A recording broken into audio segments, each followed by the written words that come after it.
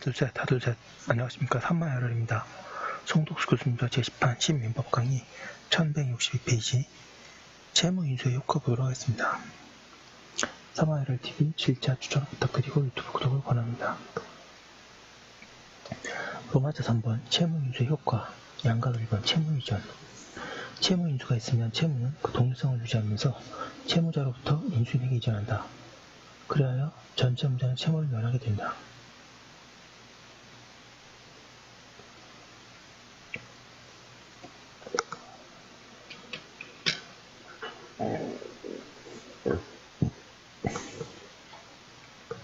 인수채무자가 원래 5년의 상사시효를 적용받던 채무라면 그 후 면책적 채무인수에 따라 그 채무자의 지위가 인수로 교체되었다고 하더라도 그 채무시효 기간은 여전히 5년의 상사시효의 적용을 받는다 할 것이고, 이는 채무인수가 상행이나 보조적 상행에 해당하지 아니한다고 하여 달리볼 것은 아니다. 다만 그 소멸시효 기간은 채무인수와 동시에 이루어진 소멸시효 중단 사유, 즉 채무승인에 따라 채무인수일로부터 새로이 진행되는 것일 뿐이다. 이 판례 많이 중요하고요. 2번이나 시험에 나왔네요. 채무가 이전되는 시기는 채무인수가 주민물권 행위로서의 효력을 발생하는 때이다. 따라서 원칙적으로 채무인수 계약을 체결하는 때에 이전한다. 다만 채무인수가 채무자와 인수인 사이의 계약에 의하여 이루어진 경우에는 채권자의 승낙이 있을 때에 주물권 행위로서 효력을 발생하므로 그 승낙이 있는 때에 채무가 이전한다고 하여야 한다.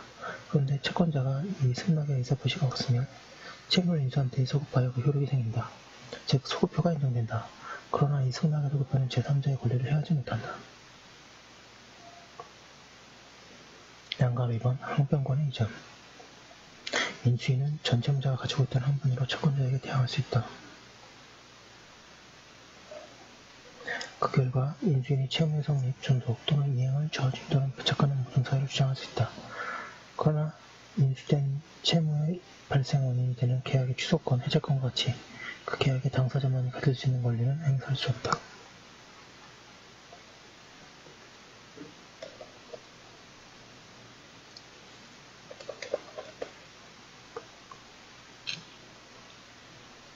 그리고 인수인은 전 채무자가 가지고 있던 채권으로 상계하지도 못한다.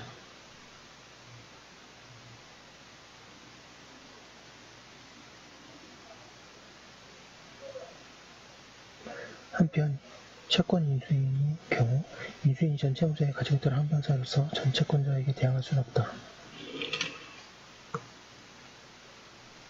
1163페이지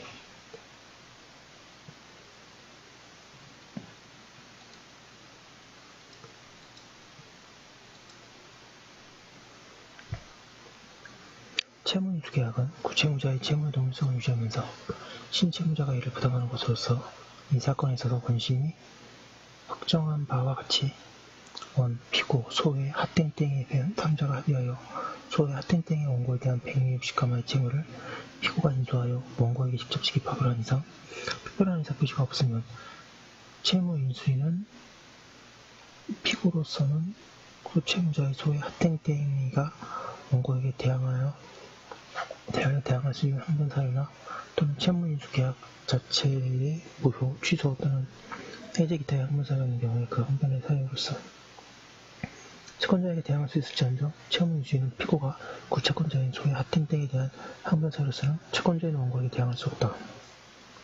양각 3번에 종된 채무와 담보, 반각 1번에 채무인수가 있으면 위약금 채무, 변지기가 되지 않은 미자 채무 등을 종된 채무와 함께 이전한다. 전 채무자의 채무에 부정하는 담보는 어떻게 되는가? 먼저 법정 담보권은 채무인수의 영향을 받지 않는다고 하여야 한다. 그에 비하여 약정 담보는 담보 제공자가 제3자인가 채무자인가에 따라 달라지게 된다. 제3자가 제공한 담보는 그것이 보증이든 물상보증이든 채무인수로 모두 소멸하는 것이 원칙이다.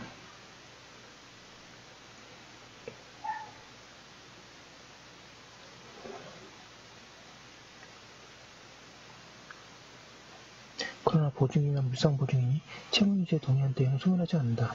그런데 여기서 규정된 채무인수에 대한 동의는 인수인을 위하여 새로운 담보를 설정하도록 하는 의사표시를 의미하는 것은 아니고 기존의 담보를 인수인을 위하여 소멸시키는 데에 대한 의사표시를 의미한다고 할 것이므로 물상보증인이 채무 인수에 동의함으로써 소멸하지 않는 담보는 당연히 기존의 담보와 동일한 내용을 갖는 것이다. 물상보증인이 인수인으로서 언급되는 경우에는 언제나 채무 인수에 동의한 것으로 해석되므로 그가 제공한 담보는 언제나 존속하게 된다. 한편 채무자가 설정한 담보는 민법상 명문의 규정은 없지만 채권자 인수인 사이의 채무인수의 경우는 소멸하고 채무자 인수인 사이의 채무인수의 경우는 459조의 단조를 유추하여 존속한다고 생각할 것이다.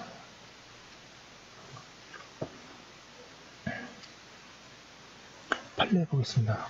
회사정리 절차에서 제3자가 주채무를 면책적으로 인수하는 내용의 정의계획인가 확정되었더라도 그 채무인수 자체에 의하여 채권에 대한 실질적인 만족을 얻은 것으로 볼 수는 없는 것이므로 회사정리법 제240조 2항에 따라 보증인의 책임 범위에는 아무런 영향이 없다고 할 것이고, 한편 면책적 채무인수에 있어서 보증 책임의 소멸을 규정하고 있는 민법 제459조는 이 경우에 적용이 배치된다고 보면 상당하다고 하고 있습니다.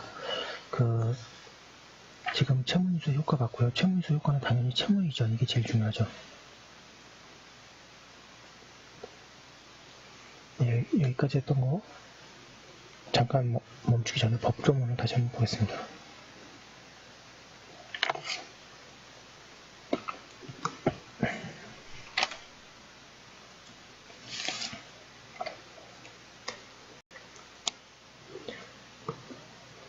채무의 인수 453조 채권자와의 계약에 의한 채무인수 제1항 제3조는 채권자와의 계약으로 채무를 인수하여 채권자의 채무를 면하게 할 수 있다. 그러나 채무의 성질이 인수를 허용하지 아니하는 때에는 그러지 아니하다.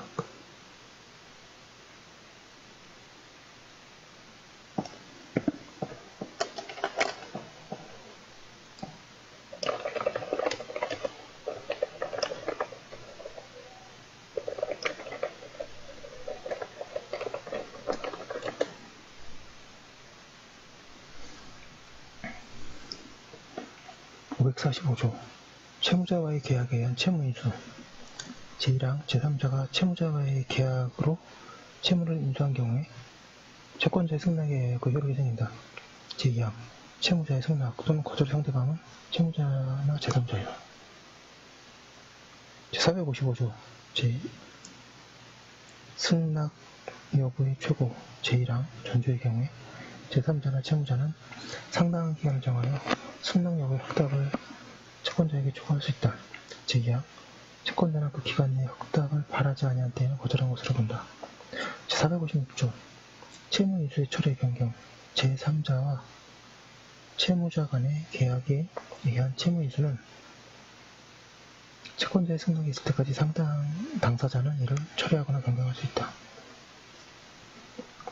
457페이지 채무인수 소급표 채권자의 채무인수에 대한 승낙은 다른 이사표시가 없으면 채무인수의 인수한테 소급하여 그 효력이 생긴다. 그러나 제3자의 권리를 침해하지 못한다. 제458조 전 채무자의 항변 사유 인수인은 채무자에 항변할 수 있는 사유로 채권자에게 항변할 수 있다. 제459조 채무인수와 보증, 담보의 소멸 전 채무자의 인수에 대한 보증이나 제3자가 제공한 담보는 채무인수로 인하여 소멸한다. 그러나 보증인이나 제3자가 채무인수에 동의한 때에는 그러하지 아니하다고 하고 있습니다. 그 법조문까지 봤는데요. 다음 장으로 바로 넘어가기 전에 지금 막 공부한 부분에 대한 요약 정리를 마지막으로 한 번 더 해드리겠습니다. 론마트 3번 채무인수의 효과 양가 1번 채무이전 채무인수가 있으면 채무는 그 동일성을 유지하면서 채무자로부터 인수인에게 이전한다. 중요 판례 인수 채무가 원래 5년의 상사 시효에 적용을 받던 채무라면 그 후 면책적 채무인수에 따라 그 채무자의 지위가 인수인에게 교체되었다고 하더라도 그 소멸시효의 기간은 여전히 5년의 상사 시효에 적용을 받는다고 할 것이고 이는 채무인수 행위가 상행위나 보조적 상행위에 해당하지 아니하다고 달리볼 것은 아니다. 다만 그 소멸시효 기간은 채무인수와 동시에 이루어진 소멸시효 중단 기간, 즉 채무 승인에 따라 채무인수로부터 새로 진행될 것일 뿐이다. 네, 이 판례 매우 중요하고요. 다음에 항변권의 이전. 인수인은 전 채무자가 가지고 있던 항변으로 채권자에게 대항할 수 있다. 중요합니다. 그리고 종된 채무의 담보에서 제3자가 제공한 담보는 그것이 보증인이든 물상보증인이든 채무인수로 모두 소멸하는 것이 원칙이다 라고 하고 있습니다. 여기까지 본거 올려두고 잠깐 쉬었다가 다음 거 이어서 하도록 하겠습니다. 감사합니다.